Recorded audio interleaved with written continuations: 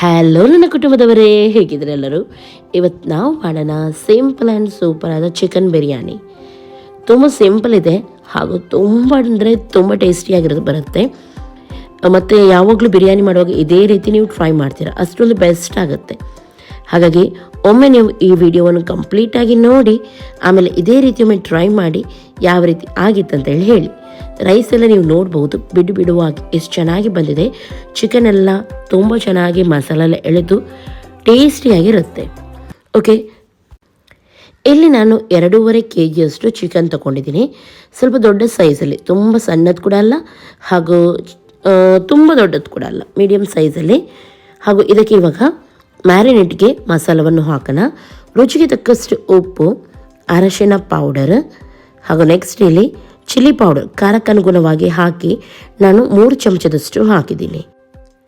Jeera powder ಅರ್ಧ ಚಮಚದಷ್ಟು, garam masala powder ಅರ್ಧ ಚಮಚದಷ್ಟು ಹಾಗೂ ಕೊತ್ತಂಬರಿ ಪೌಡರ್ ದೊಡ್ಡ ಚಮಚದಲ್ಲಿ 1 ಚಮಚದಷ್ಟು ಹಾಕಿ.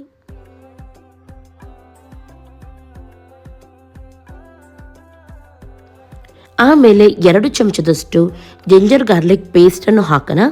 ಸ್ವಲ್ಪ ಪುದೀನ ಹಾಗೂ ಕೊತ್ತಂಬರಿ, ನೆಕ್ಸ್ಟ್ ಹಸಿಮೆಣಸಿನಕಾಯಿ ಒಂದು 4ರಿಂದ 5 ಹಾಕಿದರೆ ಸಾಕು. ಪೇಸ್ಟನ್ನು ಹಾಕೋಣ.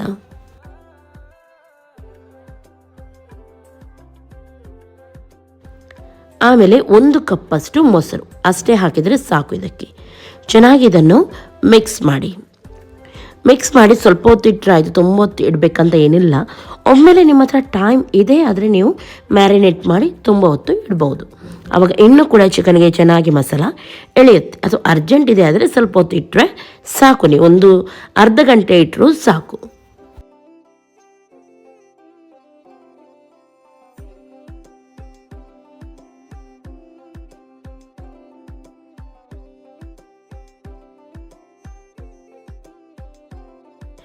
ನಾನಿಲ್ಲಿ 2 ಗಂಟೆ ತನಕ ಮ್ಯಾರಿನೇಟ್ ಮಾಡಲಿಕ್ಕೆ ಇಟ್ಟಿದ್ದೀನಿ. ಫಸ್ಟಿಗೆ ಒಂದು ಪಾತ್ರೆಯಲ್ಲಿ ಎಣ್ಣೆಯನ್ನು ಹಾಕಿ ನೀರುಳ್ಳಿಯನ್ನು ಫ್ರೈ ಮಾಡಲಿಕ್ಕುಂಟು.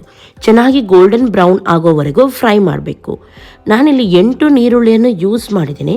ನಾನು ಫ್ರೈ ಮಾಡುವಾಗ ಸ್ವಲ್ಪ ಜಾಸ್ತಿನೇ ಫ್ರೈ ಮಾಡೋದು, ಆಮೇಲೆ ಉಳಿದದನ್ನು ಡಬ್ಬದಲ್ಲಿ ಹಾಕಿಡೋದು. ನೆಕ್ಸ್ಟ್ ಯಾವುದಕ್ಕಾದರೂ ಯೂಸ್ ಮಾಡಲಿಕ್ಕೆ ಆಗುತ್ತಂತ ಹೇಳಿ ಇಲ್ಲಿ ನಾನು 8 ನೀರುಳ್ಳಿಯನ್ನು ಹಾಕಿದ್ದೀನಿ.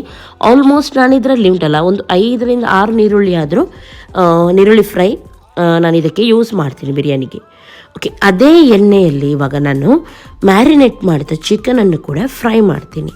ನೋಡಿ, ಹೀಗೆ ಒಮ್ಮೆಲೆ ಎಲ್ಲವನ್ನೂ ಹಾಕಲ್ಲ, ಟೋಟಲಾಗಿ 3 ಪೋರ್ಷನ್ ಮಾಡಿ ನಾನಿಲ್ಲಿ ಫ್ರೈ ಮಾಡ್ತೀನಿ. ತುಂಬ ಗೋಲ್ಡನ್ ಬ್ರೌನ್ ಆಗೋವರೆಗೂ ಫ್ರೈ ಮಾಡಬೇಕಂತ ಏನಿಲ್ಲ. 2 ಸೈಡ್ ಕೂಡ ಸ್ವಲ್ಪ ಕಲರ್ ಬಂದರೆ ಸಾಕು. ಇನ್ನೊಂದು ಸೈಡಲ್ಲಿ ನಾನು ನೀರು ಕೂಡ ಇಟ್ಟಿದ್ದೀನಿ ರೈಸಿಗೆ. ನೀರು ಕುದಿ ಬಂದಿದ್ದೆ, ನಾನು ಇದಕ್ಕೆ ಬಿರಿಯಾನಿ ರೈಸನ್ನು ಹಾಕ್ತಾ ಇದ್ದೀನಿ.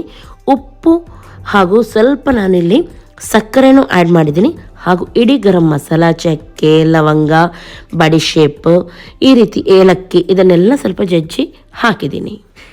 ನಾನಿಲ್ಲಿ ಇಂಡಿಯಾ ಗೇಟ್ ದುಬಾರ್ ರೈಸನ್ನು ಯೂಸ್ ಮಾಡಿದ್ದೀನಿ. ಒಂದು 1/2 ಅವರ್ ಇದನ್ನು ನೆನೆ ಹಾಕಬೇಕಾಗುತ್ತೆ.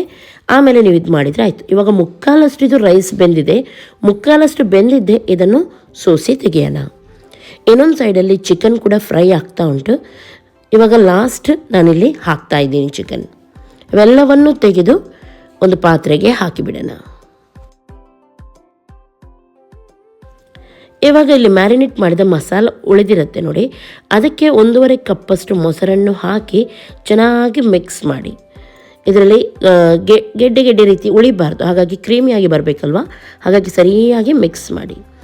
ಇವಾಗ ಚಿಕನ್ ಫ್ರೈ ಮಾಡಿದ ಎಣ್ಣೆಯನ್ನೇ ತೊಗೊಂಡಿದ್ದೀನಿ, ಇನ್ನೊಂದು ಪಾತ್ರೆಗೆ ಹಾಕಿದ್ದೀನಿ ಹಾಗೂ 5 ದೊಡ್ಡ ಟೊಮೆಟೊವನ್ನು ಗ್ರೈಂಡ್ ಮಾಡಿ ಇದಕ್ಕೆ ಆ್ಯಡ್ ಮಾಡ್ತಾ ಇದ್ದೀನಿ.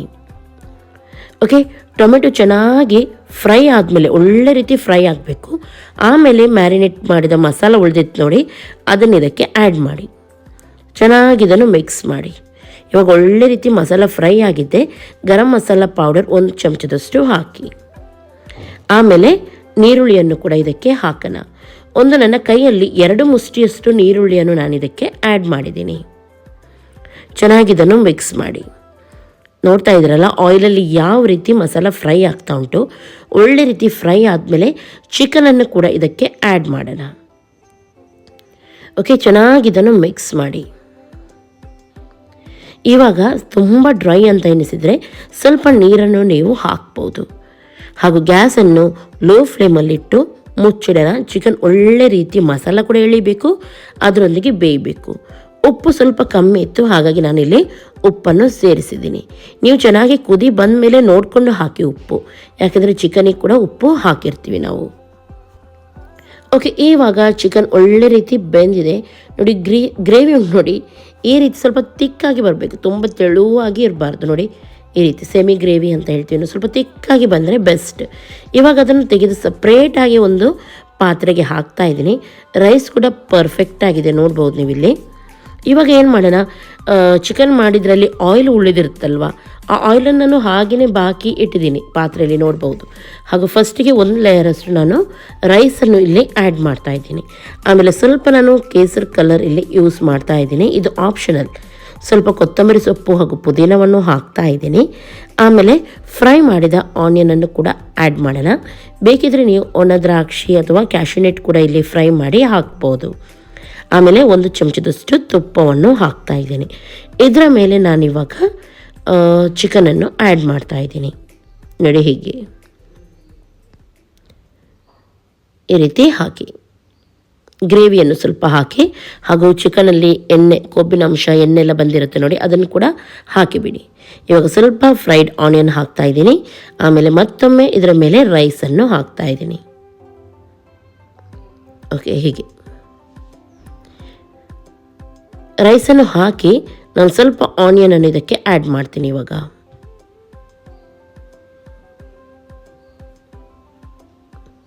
ಫ್ರೈಡ್ ಆನಿಯನ್ ನೀವು ಎಷ್ಟು ಹಾಕ್ತೀರಾ ಅಷ್ಟು ಟೇಸ್ಟಿಯಾಗಿ ಬರುತ್ತೆ ಬಿರಿಯಾನಿ. ಆಮೇಲೆ ಡೈರೆಕ್ಟಾಗಿ ಇದಕ್ಕೆ ಚಿಕನನ್ನು ಹಾಕ್ತಾ ಇದ್ದೀನಿ. ಗ್ರೇವಿಯೊಂದಿಗೆ ಹಾಕಿಬಿಡಿ. ಲಾಸ್ಟಿಗೆ ಮತ್ತೊಮ್ಮೆ ರೈಸನ್ನು ಹಾಕಿ ಕಲರ್ ಹಾಕಿ, ಆಮೇಲೆ ಇದಕ್ಕೆ ಸೇಮ್ ಅದೇ ರೀತಿ ಕೊತ್ತಂಬರಿ, ಪುದೀನ, ಆಮೇಲೆ ಆನಿಯನನ್ನು ಹಾಕ್ತಾ ಇದ್ದೀನಿ. ಹಾಗೂ ತುಪ್ಪವನ್ನು ಕೂಡ ಹಾಕೋಣ ಮೇಲ್ಗಡೆಯಿಂದ, ಆವಾಗ ರೈಸ್ ಒಳ್ಳೆ ಫ್ಲೇವರ್ ಬರುತ್ತೆ. ಲಾಸ್ಟಿಗೆ ನಾನು 2 ಚಮಚದಷ್ಟು ತುಪ್ಪವನ್ನು ಹಾಕಿದ್ದೀನಿ. ಇವಾಗ ಆದಷ್ಟು ಲೋ ಫ್ಲೇಮಲ್ಲಿ ಅಥವಾ ಯಾವುದಾದ್ರೂ ಕಾವಲಿದೆ ಆದರೆ ಅದರ ಮೇಲೆ ನೀವು ಈ ಪಾತ್ರೆನ ಇಟ್ಟು ಚೆನ್ನಾಗಿ ದಮ್ ಬರಿಸಬೇಕು. ಓಕೆ, 10 ನಿಮಿಷ ನಾನು ಚೆನ್ನಾಗಿ ಇದನ್ನು ಇಟ್ಟಿದ್ದೆ. ಇವಾಗ ನೋಡಿ ಯಾವ ರೀತಿ ಬಿರಿಯಾನಿ ಬಂದಿದೆ ಅಂತೇಳಿ. ರೈಸ್ ಎಲ್ಲ ನೀವು ನೋಡ್ಬೋದು, ಬಿಡುವಾಗಿ ಚೆನ್ನಾಗಿ ಬಂದಿದೆ ಹಾಗೂ ಪರ್ಫೆಕ್ಟ್ ಆಗಿದೆ. ಚಿಕನ್ ಎಲ್ಲ ಒಳ್ಳೆ ರೀತಿ ಗ್ರೇವಿ ಎಳ್ಕೊಂಡು ಸೂಪರಾಗಿ ಬಂದಿದೆ. ಈ ರೀತಿ ಬರಬೇಕು ನೋಡಿ. ನೋಡ್ಬೋದು ಎಷ್ಟು ಚೆನ್ನಾಗಿ ಕಾಣ್ತಾ ಉಂಟಂತೇಳಿ. ಆ ಚಿಕನ್ ಎಲ್ಲ ನೋಡಿ ಎಷ್ಟು ಚೆನ್ನಾಗಿ ಗ್ರೇವಿ ಎಲ್ಲ ಎಳ್ಕೊಂಡಿದೆ, ಹಾಗೂ ಟೇಸ್ಟ್ ಕೂಡ ತುಂಬ ಸೂಪರಾಗಿರುತ್ತೆ. ಓಕೆ, ನೋಡ್ತಾ ಇದ್ದೀರಲ್ಲ ಎಷ್ಟು ಚೆನ್ನಾಗಿ ಬಂದಿದೆ ಅಂತೇಳಿ. ನೀವು ಕೂಡ ಟ್ರೈ ಮಾಡಿ, ತುಂಬ ಸೂಪರ್ ಆಗುತ್ತೆ. ಇವತ್ತಿನ ಈ ರೆಸಿಪಿ ನಿಮಗೆ ಇಷ್ಟ ಆಯ್ತು ಅಂತಾದರೆ ಒಂದು ಲೈಕ್ ಮಾಡಿ, ನಿಮ್ಮ ಫ್ರೆಂಡ್ಸ್ ಜೊತೆ ಎಲ್ಲರ ಜೊತೆ ಶೇರ್ ಮಾಡಿ. ಹಾಗೂ ನನ್ನ ಚಾನಲ್ಗೆ ಇನ್ನೂ ಕೂಡ ಸಬ್ಸ್ಕ್ರೈಬ್ ಮಾಡಲಿಲ್ಲ ಅಂತಂದರೆ ಸಬ್ಸ್ಕ್ರೈಬ್ ಮಾಡಿ. ಎಲ್ಲರಿಗೂ ಟೇಕ್ ಕೇರ್, ಬಾಯ್ ಬಾಯ್.